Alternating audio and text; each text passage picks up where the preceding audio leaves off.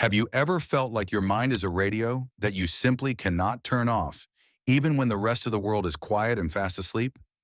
For people who think deeply, there is a constant hum of thoughts moving behind their eyes, a quiet storm that never really settles down, making it feel impossible to just be.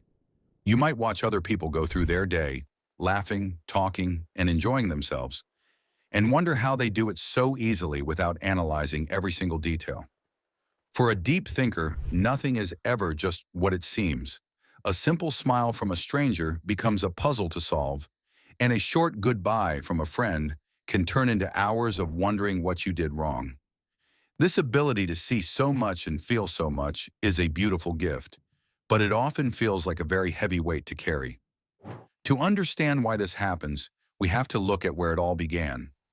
Most of the time, this intense overthinking isn't just something you were born with, it's a tool you built to survive. In psychology, we call this being hypervigilant, which basically means your brain is always on high alert, looking for problems even when everything is fine. This usually starts in childhood. If you grew up in a home where love felt unpredictable, or where you had to take care of your parents' emotions instead of them taking care of yours, your young brain had to adapt. You became a little philosopher or a peacemaker because you had to predict your parents' moods just to feel safe. You learned to read the tiny shifts in someone's tone of voice or the way they looked at you, trying to catch the storm before it hit. Your mind became a radar system, and as you grew up, you forgot how to turn that radar off. Now, as an adult, that same radar is still running, scanning your relationships and your job for any sign of trouble. This intelligence became your armor. You wear it like a shield to keep yourself from getting hurt. If you can analyze a situation perfectly, you feel like you're in control, but the truth is that you're often hiding behind your thoughts so you don't have to feel your feelings. We call this hiding in your head.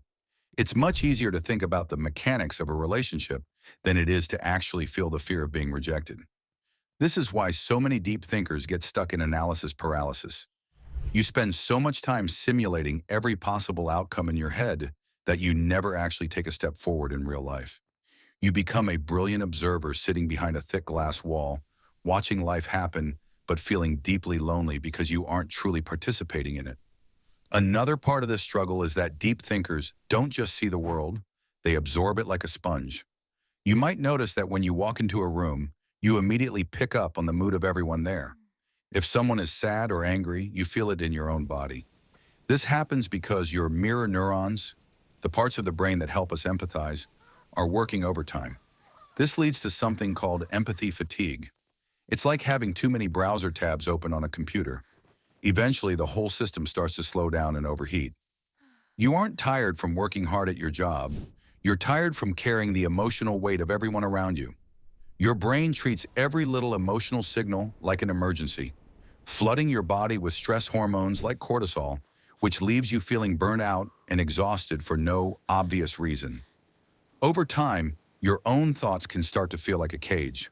What used to be wisdom starts to feel like a trap of endless rumination. Your brain has a default mode, which is supposed to help you reflect on your life. But for a deep thinker, this mode never switches off. It's like a movie that keeps playing the same sad scenes over and over, asking what if and why until you feel completely lost. But there is a way out of this labyrinth, and it doesn't involve stopping your thinking. It involves changing how you relate to your thoughts. The most important thing to realize is that you cannot think your way out of a feeling. You have spent your whole life trying to solve your emotions like they are math problems. But a broken heart or a feeling of loneliness isn't a puzzle to be solved. It's an experience to be felt. True healing begins when you realize that knowing why you are sad won't actually make the sadness go away. You have to learn to drop out of your head and move back into your body. This is called grounding. When your mind starts to spiral, you need to find something real to touch, taste, or smell. Your brain can live in the past or the future, but your body can only exist in the now. Focus on the warmth of the coffee in your hand, the way your feet feel on the floor, or the sound of the wind outside. These tiny physical details are the exit doors from the prison of your mind. Your brain is actually very flexible, a concept we call neuroplasticity. This means you can literally retrain your nervous system to feel safe again. You can teach your radar that the storm is over. One of the best ways to do this is to set boundaries with yourself. When you catch yourself overanalyzing a conversation, stop and ask, is this thought helping me grow, or is it just making me hungry for more worry? You have to learn to be okay with not having all the answers. The world is full of silent spaces and unanswered questions, and that's okay. You don't need to decode every look or every pause in a conversation to be safe. Freedom comes when you stop demanding that life makes perfect sense all the time. As the old saying goes, the goal of thinking is eventually to realize that thinking has its limits. Real wisdom isn't found in a deep analysis. It's found in the ability to just sit quietly and be present without needing to label everything. You were never meant to think your way to peace. Peace isn't something you find at the end of a long journey of thought. It's what's left over when you finally give yourself permission to stop searching for a few minutes. You already have everything you need to be okay. You just have to remember that you are the person experiencing the thoughts, not the thoughts themselves.